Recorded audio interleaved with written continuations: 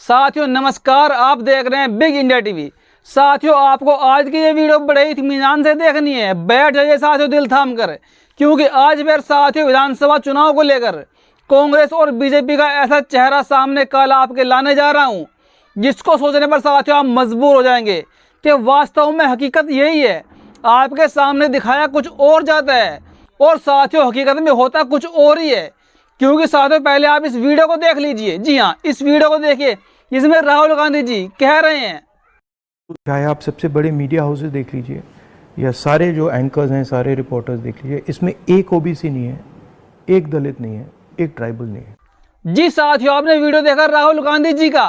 राहुल गांधी जी साफ साफ कह रहे हैं कि हमारे देश में दलित पत्रकार नहीं है, ओबीसी पत्रकार नहीं है, ब्यूरोक्रेट नहीं है, प्रोफेसर नहीं है।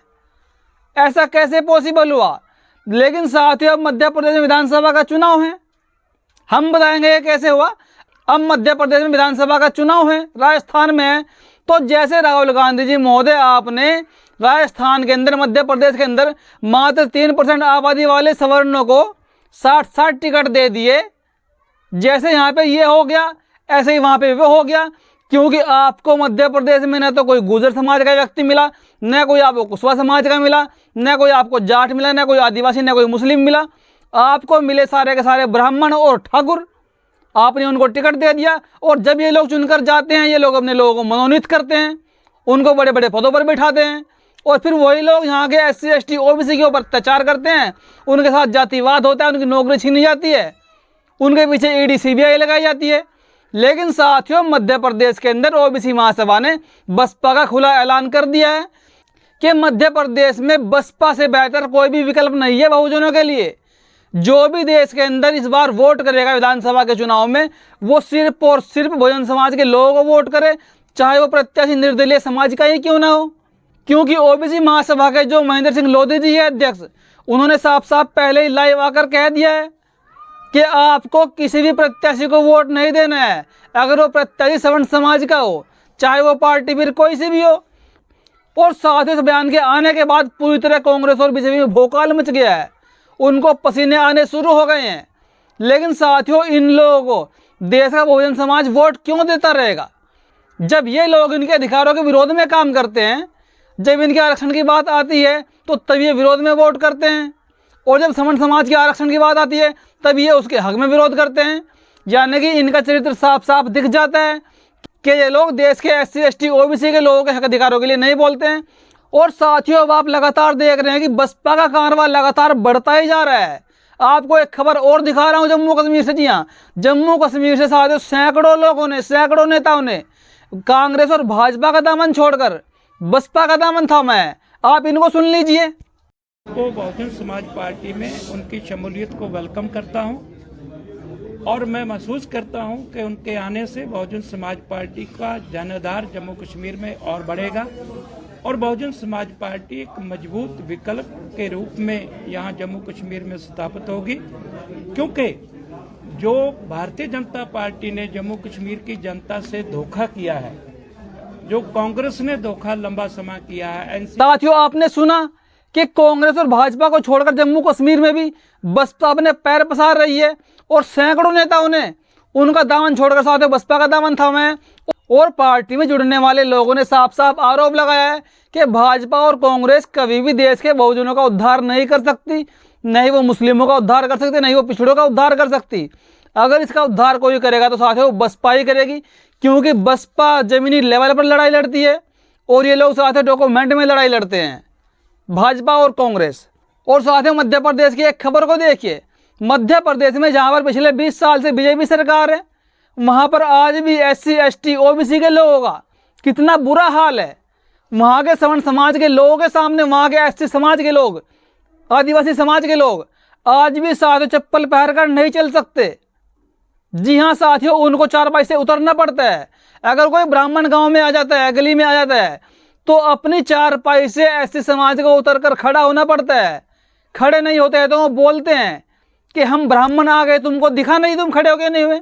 इस वीडियो को सुन लीजिए आप। कचड़े की जिंदगी जी रहे हैं हम लोग बहुत नीच है। नीच हम है। लोग 2 कौड़ी के आदमी हैं। उन लोगों के सामने लिए में, हाँ। हम लोग 2 कौड़ी के आदमी हैं। ये सब अभी चल रहा है एमपी में। बहुत चल रहा है, बहुत ज्यादा। आप लोग बोलते हैं कि हम भी तो इंसान है भाई। है इंसान, लेकिन उनकी नजर में नहीं है ना। उनके नजर में इंसान नहीं नहीं, है। यदि हम लोग कोई ठाकुर आ जाए अभी तो आपको खड़ा होना पड़ेगा। हाँ, खड़ा होना पड़ेगा, नहीं बैठ सकते उनके सामने। ये सच्चाई है। सच्चाई है, भरपूर सच्चाई है। ब्राह्मण के सामने हम लोग नहीं बैठ पाते, अभी नहीं बैठ पाते हैं। अभी भी नहीं बैठ पाते सर। ये है एमपी का हालात। ये है चमकता दमकता एमपी, जहाँ पे इंसान को इंसान नहीं समझा जाता है। अभी भी हो रही है। हाँ, जिसकी लाठी उसकी भैंस है। जिसकी लाठी उसकी भैंस। हाँ, में मारपीट हो जाए, खटिया से अगर नहीं उठेगा तो वो बोल देते हैं कि तुम लोग नीच आदमी हो, हम बड़े आदमी आ गए, तुम लोग खटिया से क्यों नहीं उठते हो। तो आगे जाएंगे, उसी के रास्ते से जाएंगे तो मारपीट कर देते हैं। भी होने यहाँ कुछ वीडियो सुना, इतनी नीचता आज भी हमारे देश में, संविधान लागू होने के बाद भी, हमारा देश आज़ाद होने के बाद भी इतनी विविधता हमारे देश में आज भी है कि जहाँ पर इनकी जातिवादी मानसिकता लगातार थोपी जा रही है ज़बरदस्ती। अब SC ST के पास न तो कोई धन है, न कोई संपत्ति है, न इनके पास कोई शारीरिक बल है। ये आवाज़ उठाई भी तो उठाए कैसे। इसीलिए जहाँ पर भी भाजपा और कांग्रेस की सरकार रही है आज तक, वहाँ पर दलितों की आबादी ऐसी की ऐसी है जैसे कि देश आज़ाद होने से पहले थी। आज भी साथियों वही कंडीशन है। लोग साफ साफ कह रहे हैं कि उनके घर के सामने को हमको चप्पल उतार कर चलना पड़ता है, नहीं उतारते तो रास्ते में पकड़ कर पीट देते हैं। इतना बुरा हाल आदिवासियों का, SC का मध्य प्रदेश के अंदर। और शिवराज सिंह चौहान कहते हैं कि मैंने मध्य प्रदेश को सोना बना दिया, सब कुछ हरियाली हो गई। तो मामा जी, ये आपकी हरियाली है? आपके प्रदेश में आदिवासियों के ऊपर मुता जा रहा है। और साथियों आप इस खबर को देखिए, राजस्थान में कर्ज मांगने गई एक दलित महिला के साथ 5 युवकों ने सामूहिक दुष्कर्म किया।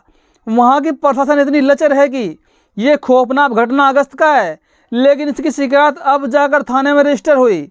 ये हाल है उस राज्य का जहाँ पर NCRB के अनुसार सबसे ज़्यादा रेप की घटनाएं होती हैं। एक तरफ प्रियंका गांधी और राहुल गांधी मध्य प्रदेश में महिला सुरक्षा की बात कर रहे हैं, मगर जहां उनकी सरकार है वहां महिला सुरक्षा के नाम पर सिर्फ एक ढकोसला है जो किसी से छुपा नहीं है। जी हाँ, यानी कि साथियों एक गरीब महिला, दलित महिला कर्जा मांगने के लिए चली गई और उसके साथ इतना घिनौना काम किया गया। 5 लोगों ने उसका बलात्कार किया और बलात्कार के बाद भी 1 महीना बीत गया, उसके बाद भी रिपोर्ट नहीं लिखी गई, रजिस्टर्ड नहीं हुई। और वैसे कांग्रेस करती है महिला के सम्मान की बात कि हम महिला को सम्मान देंगे, महिला को अधिकार देंगे। क्या ये कांग्रेस का महिला सम्मान है? जहां पर रेप के बाद भी 5 लोगों ने रेप किया, उसके बाद भी FIR नहीं हो रही है, सजा तो उनको क्या होगी, फांसी पर उनको कौन लटकाएगा।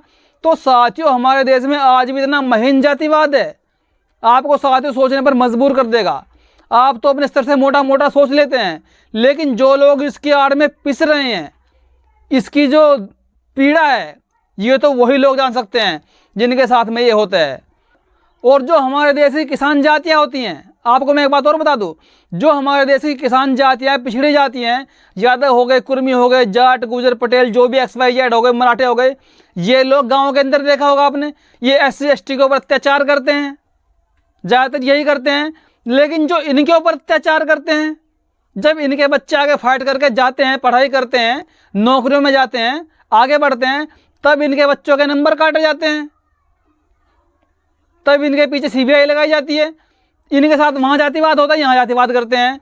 इसलिए इन लोगों को मिलजुल कर ही रहना पड़ेगा, तब जाकर साथियों देश में भाईचारा बनेगा। और जब तक देश का SC ST OBC Bahujan Samaj एकजुट होकर साथियों वोट नहीं करेगा, सवर्णों का विरोध नहीं करेगा, तब तक देश में इनको सत्ता नहीं मिलने वाली, न इनको अधिकार मिलने वाले हैं। और ऐसे ही मरते रहोगे, पिटते रहोगे। अभी आपने देखा दिल्ली के अंदर जाट समाज की बड़ी बड़ी खिलाड़ी कैसे उनके ऊपर लठबाजी हुई, उनको घसीटा गया, उनके साथ बदतमीजी की गई जाट समाज। लेकिन जाट समाज इस बार फिर भी BJP को वोट करेगा, आप देख लेना। अब गुजर समाज के महापुरुषों को ठाकुर समाज छीनने पर लगा हुआ है। सम्राट मीर भोज को उन्होंने अपना बना के रखा हुआ है, वो अलग मान रहे हैं, वो अलग मान रहे हैं। सुप्रीम कोर्ट में मामला पेंडिंग है, कोई उसका निर्णय हो ही नहीं रहा है। और इस बार भी गुजर समाज हर हर मोदी करेगा, घर घर मोदी करेगा उत्तर प्रदेश में, आप देख लीजिएगा। लेकिन साथियों मध्य प्रदेश से बड़ी हवा निकल कर चल चुकी है, कांग्रेस के खिलाफ, BJP के खिलाफ। इस बार BJP के खिलाफ और कांग्रेस के खिलाफ बसपा ने बिल्कुल फूंक रखा है, चाहे राजस्थान हो, चाहे तेलंगाना हो, चाहे मध्य प्रदेश हो, चाहे फिर साथियों वो छत्तीसगढ़ हो, छत्तीसगढ़ और मध्य प्रदेश में तो बीएसपी ने गठबंधन कर रखा है। और वहाँ पर साथियों इस बार कम से कम 2 राज्यों में बसपा के बगैर सरकार नहीं बनने वाली है। जी हाँ साथियों, आप लिख कर रख लीजिए। लेकिन साथियों, मोदी और राहुल गांधी के झूठे ओबीसी प्रेम को समझना पड़ेगा, झूठे नकली प्रेम को समझना पड़ेगा, क्योंकि ये लोग आपसे ओबीसी के नाम का गुणगान गाकर आपका वोट तो ले लेंगे, लेकिन आपको अधिकार नहीं देंगे।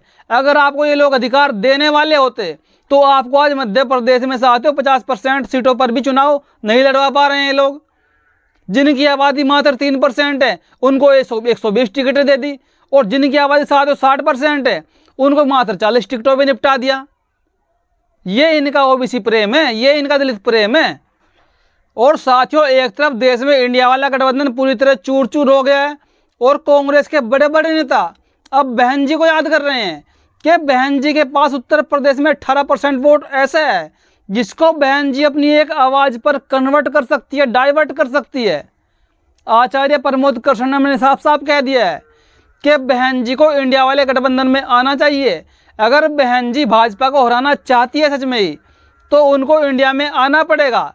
लेकिन साथियों, जब बहन जी के पास इतनी पावर है, इनको दिखती है कि बहन जी इंडिया वाले गठबंधन में आकर बसपा भाजपा को हरा देगी, तो इस बार ये कांग्रेस वाले जो हैं 70 सालों से देश में ब्राह्मणों का राज देते आ रहे हैं, उनको प्रधानमंत्री बनाते आ रहे हैं, क्या इस बार 2024 में कांग्रेस वाले बहन जी को प्रधानमंत्री नहीं बना सकते? एक तरफ इनको दलितों की भी चिंता है, एक तरफ इनको देश की भी चिंता है, और दलितों से अच्छा देश को कौन चला सकता है? क्योंकि एक बार दलितों के हाथ में सत्ता देकर तो देखिए, तब जाकर पता लगेगा ना कि देश कौन अच्छा चलाता है। हमारे देश में आपने देखा होगा ब्राह्मण प्रधानमंत्री बन गया, पिछड़ा भी बन गया, दलित कब बनेगा? दलित की भी तो बारी आएगी। और साथियों, इस बार अखिलेश यादव जी ने साफ साफ उनको उनकी औकात दिखा दिए, राहुल गांधी जी को। जो लोग वो नीतीश कुमार जी ने जो इंडिया वाला गठबंधन बनाया था, उसका श्रेय साथ नीतीश कुमार जी को मिलना था, लेकिन अब उसका श्रेय राहुल गांधी जी ले रहे थे, और अब उसमें भी दरार डल चुकी है। अब अखिलेश यादव जी ने साफ साफ किनारा कर लिया है, और अब इंडिया वाला गठबंधन मुख्य रूप से बहन जी की तरफ रुख कर रहा है, क्योंकि वो लोग जानते हैं कि बसपा के बगैर गुजारा नहीं होने वाला है। और अगर इंडिया वाला गठबंधन बिल्कुल जानबूझकर भी बहन जी को इंडिया में शामिल नहीं करवा पाता है, तो साथियों कुल मिलाकर आप ये सोच लीजिएगा, कांग्रेस इस बार भी चाह रही है कि केंद्र में 2024 में भाजपा की ही सरकार बने। और जब देश की जनता, देश की आबादी पूरी तरह मर जाएगी, लुट जाएगी, कट जाएगी, परेशान तबाह हो जाएगी, तब जाकर जनता को तो हमारे पास ही आना है। लेकिन कांग्रेस एक बात से बहुत भूल रही है, क्योंकि अब देश का SC ST OBC और बहुजन मुस्लिम समाज जागरूक हो रहा है। कहीं ये लोग आपस में गठबंधन करके इनका सफाया न कर दे, और होना साथियों अंत में ऐसा ही है, क्योंकि आने वाले समय में ऐसा ही होगा। जो बहुजन समाज की पार्टियां होंगी, पिछड़े समाजों की पार्टियां होंगी देश में, वो पार्टियां आपस में गठबंधन करेगी और भाजपा को भी साइड कर देगी, कांग्रेस को भी साइड कर देगी। फिर इनके हाथ से सत्ता को छीन कर तब जाकर देश में जाकर जनगणना करवा के देश के मुस्लिमों को उनका अधिकार मिलेगा, SC को अधिकार मिलेगा, पिछड़ों को मिलेगा, आदिवासियों को मिलेगा, सबको मिलेगा। तब जाकर साथियों देश में सुकून की व्यवस्था होगी, और तब जाकर हमारे देश का साथियों उद्धार होगा, तब देश की GDP बढ़ेगी, तब देश की इनकम बढ़ेगी। वरना आज आप देख सकते हैं, जब से कांग्रेस सरकार सत्ता में आई थी और आज सत्ता में BJP है, तब से हमारे देश का साथियों रुपया गिरता जा रहा है, और हमारे देश साथियों कर्जे में दबता हुआ चला जा रहा है।